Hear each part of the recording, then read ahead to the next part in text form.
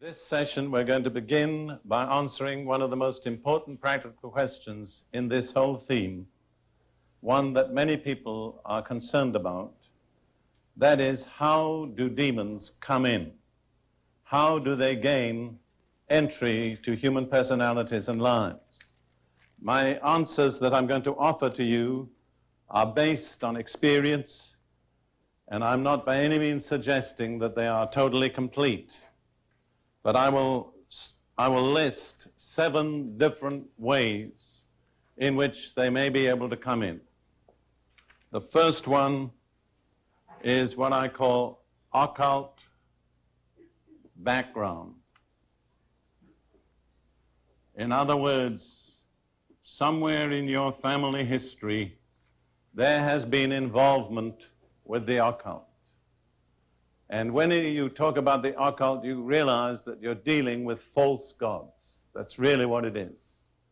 In other words, there has been a breaking of the first 2 commandments, which are the basic commandments. Thou shalt have no other God beside me, and thou shalt not make any graven image to worship. All forms of idolatry automatically expose people to demons. And in connection with those 2 commandments, the Lord said that he would visit the sins of the fathers to the 3rd and 4th generation. I don't believe it applies so much to the other commandments, but it's given in the context of the first 2 commandments. And so if your father, your grandfather, or your great-grandfather, or some other corresponding relative was involved in the occult, or a false religion, or idolatry, then there is an opening into your life for evil spirits. Now, you might say that's not fair. Well, the truth of the matter is the devil isn't fair. But what I want you to understand is no one is condemning you for having the problem. Condemnation will only come to you if you reject the solution. That's where condemnation comes. All right? The second way is through personal occult involvement. And I think probably we better read a scripture at this point. There is a saying in English, I don't know whether you've ever heard it, he who sups with the devil must use a spoon with a long handle. I just want to tell you there is no spoon made with a handle long enough to make it safe to sup with the devil. You give him your little finger, and before you can turn round, he's grabbed above your elbow. There is just no way that is safe to be involved in the occult. I'm going to read Deuteronomy 18, verses 10, 11, and 12. There shall not be found among you anyone who makes his son or his daughter pass through the fire. That is, offering your children in a living sacrifice to a pagan god by putting them in an oven. Now, I want you to see that the other things that follow by God are classified in the same list as having your children offered as living sacrifices by fire to a pagan god. There shall not be found among you anyone who makes his son or his daughter pass through the fire, or one who practices witchcraft, or a soothsayer, that's a fortune teller, or one who interprets omens, or a sorcerer, or one who conjures spells, or a medium, or a spiritist, or one who calls up the dead. That's a pretty comprehensive list. I think every kind of occult practice is included. For all who do these things are an abomination to the Lord. So many Christians just play with horoscopes and then think there's no harm in it. Let me just point out to you that if you played with horoscopes under the law of Moses, you would have been put to death. That's God's estimate of that kind of involvement. All right, the third is what I call prenatal influences. Things that happen while you are still in your mother's womb. And many people have an evil spirit enter them in that phase of their life. The commonest single reason is rejection. A mother resents the baby she's carrying in her womb.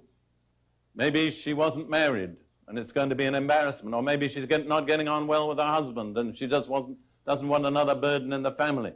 Or maybe the financial situation makes it difficult for them to care for the children. But whatever, she just resents that little life that's starting in her womb, and that little person in the womb is very sensitive to attitudes. It's not just a fetus, it's a person. And it comes out with the spirit of rejection already in it. Or a woman who's pregnant may experience some kind of a shock, a moment of fear. She yields to the fear. The spirit of fear enters her, has two options. Can stay in the woman or stay in the infant in her womb. May find it more convenient to stay in the infant. Do you understand? So when the infant is born, it comes out with the spirit of fear. Let me show you a scripture which most people don't notice. In 1 Peter chapter 3, which is advice to wives. I just want to bring out this one aspect of it. Telling wives that the pattern for them in the Bible is the attitude of Sarah to Abraham. And I'm not laboring this point, don't get nervous. 1 Peter 3:6. As Sarah obeyed Abraham, calling him Lord, whose daughters you are, if you do good, and it doesn't end there, and are not afraid with any terror. To be a daughter of Abraham, you have to be able to resist the sudden shock of fear. It's very obvious, I think, that women are more liable to sudden fright or panic than men. And again, I've dealt with many cases of people who needed deliverance because of some shock that came to the mother while they were still in the mother's womb. Another interesting thing is, I noticed when I was full-time in this ministry, or let me say much more engaged in it than I am regularly now, that there were people in a certain age group in the United States, many of whom seemed to need deliverance from rejection. And I began to think maybe they were all born in the same period. And then I began to say, what period were they born in? And I discovered they were born during the Great Depression. And I reasoned out, the mother already has 6 mouths to feed and not enough money, and here comes the 7th child, and she may be a good woman, but she inwardly resents the responsibility of that next child, and it is born with a spirit of rejection. All right, we don't have time to dwell on any of these. Number 4, but let me say, if you go to a fortune teller or some such person to find out what will happen to your baby when it's born, you have started that baby off with 2 strikes against it before it even comes out of the womb. Number 4, Soulish Domination. See, there's a difference between the spirit and the soul. I can't go into that. But there are many people who control and manipulate other people by what I call soul force, soulish domination. The most common example in contemporary American culture is a mother dominating her children, especially her sons. There used to be a best-selling book in the Jewish community entitled How to Be a Good Jewish Mother. And one of the lessons was how to get your son to play his violin in public using no other motivation but guilt. Well, when you know the Yiddish mama, they call them in Hebrew Yiddish mamas, I mean, they are the perfect example of what I'm talking about. You know about the lady in the big theater who shouted out, "Is there a doctor in the house?" And a man stood up and said, "Yes." And she said, "Boy, do I have a daughter for you."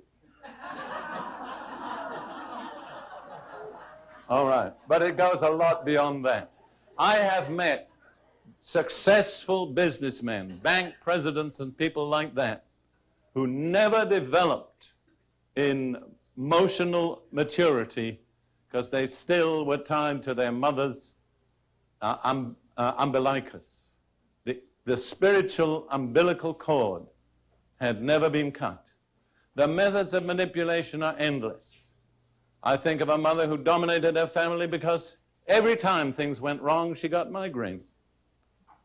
And all the family had to tiptoe around, don't talk, don't make a noise. Mother's got another of her headaches. She didn't realize it, but she kept them from doing anything she didn't want them to do by having migraines. See? There are two dirty words in this context: dominate and manipulate. And wherever you meet them, you've met the devil. All right, number 5. I've had to say to some people, listen, if you want me to help you, I've got to be honest. The fact is, your mother is a witch. You've still got to honor her, but she's a witch. I've had to tell people who got delivered, you're just not free to go back to your parents' home. You'll have to stay away because you don't have the spiritual strength to stay free from that dominating, manipulating influence. Number 5, pressures in early childhood.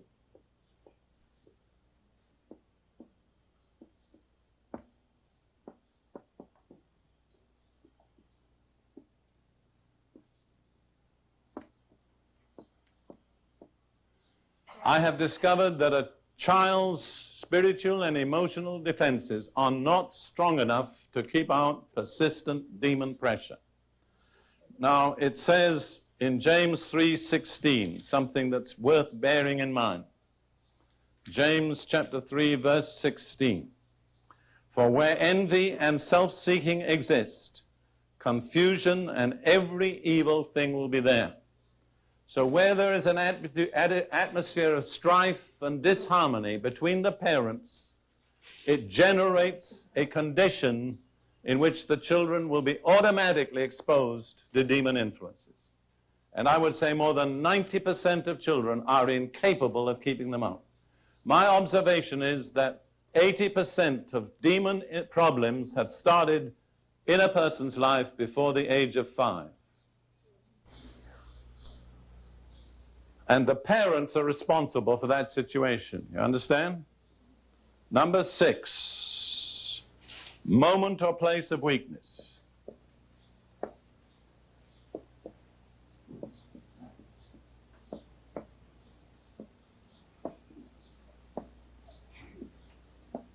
There can be emotional weakness, can be physical weakness. A woman is standing on a street corner and a horrible automobile accident takes place in front of her eyes. She's exposed to the spirit of fear. Or a woman has only one child. This is a case I actually dealt with. A boy, at the age of 5, he dies. She goes into depression and stays in it for years. She has opened up to the spirit of grief, which is a very powerful spirit. Or a woman is expecting to get married, and at the last moment, the engagement is canceled, and she yields to the spirit of disappointment and goes through life an incomplete person. I remember I was teaching once years ago in a certain place, and there was a lady who was Pentecostal and very spiritual, sitting on the front row, and I happened to name the spirit of disappointment. And I watched her face. It convulsed. She changed totally. Her whole personality changed until she was delivered from that spirit of disappointment. You see, if you build your hopes on something and it doesn't work out, you're probably exposed to an evil force. Now, another kind of weakness is physical weakness. Let me give you this example. I've talked about epilepsy as being produced at times by an evil spirit. Some years ago, my first wife and I had a girl of about 18 who came to us. She'd heard my tapes. She was a confirmed diagnosed epileptic on medication, but she believed that it was an evil spirit. She came to us for deliverance. So Lydia and I prayed for her, and we felt that the spirit had left. But then the Lord seemed to say to me, your job isn't finished. So I said to the girl, now tell me, how did this start? Did it start with a physical injury? And she said, yes, I was struck on the head by a baseball, and after that the seizures started. Well, I said the physical injury was purely physical, but it opened the door to a spirit of epilepsy. You understand? The place of weakness was the injury to her brain. Now I said to her, I believe the spirit has gone out, we need to close the door. So Lydia and I put hands on her and prayed for the healing of her brain. I was in contact with her for about 3 years after that. She took no more medication, never had another seizure. But I give that simply as an example of a moment or a place of weakness. And the last one is sinful acts or habits. If you persist in a certain sinful habit, you can be sure that sooner or later it will become demonic. To give an example of a sinful act, I had to pray for a young woman once who had gone to see the film The Exorcist. She knew she shouldn't go. She went, and something entered her. She had to come, confess as a sin that she'd gone on territory that was forbidden, and then she was delivered. Or a person may go to a pornographic movie, and some kind of sex demon will enter, demon of lust. But you won't get delivered until you've confessed the sin that opened the way for the demon. You understand?